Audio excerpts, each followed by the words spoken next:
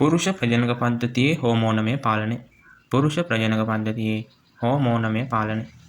අවශ්‍ය ස්ථාන 3යි. හයිපොතලමස, පූර්ව පිටුවිටරිය සහ වෘෂණ. හයිපොතලමසින් GnRH ස්‍රාවය වෙනවා. GnRH පූර්ව පිටුවිටරිය මත ක්‍රියාත්මක වෙනවා. පූර්ව පිටුවිටරියෙන් FSH සහ LH ස්‍රාවය වෙනවා.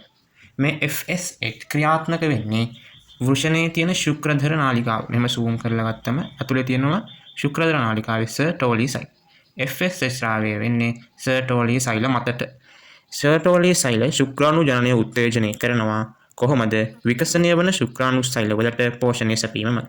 ඊට පස්සේ උත්තේජනය වුණාට පස්සේ වැඩිපුර ශුක්‍රාණු ජනනය වුණාම ඉන්හිබින් ස්‍රාවය වෙලා ඉන්හිබින් ඍණ ප්‍රතිපෝෂී යාන්ත්‍රණයක් මගින් FSH ස්‍රාවය නිෂේධනය කරනවා. FSH ස්‍රාවය නිෂේධනය කරනවා ඉන්හිබින් මගින්.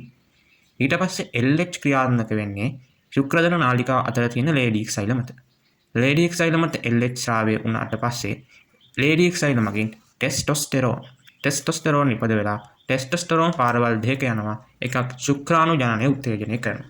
ටෙස්ටොස්ටෙරෝන් තුත් ශුක්‍රාණු ජනනය උත්තේජනය කරනවා. ටෙස්ටොස්ටෙරෝන් ද්විතීයික ලිංගික ලක්ෂණ ඇති කරනවා. ද්විතීයික ලිංගික ලක්ෂණ ඇති කරලා ටෙස්ටොස්ටෙරෝන් වැඩි වෙනකොට ටෙස්ටොස්ටෙරෝන් මගින් LH, FSH, GnRH කියන තුනම ඍණ ප්‍රතිපෝෂී යාන්ත්‍රණයක් මගින් ස්‍රාව නිෂේධනය කරනවා.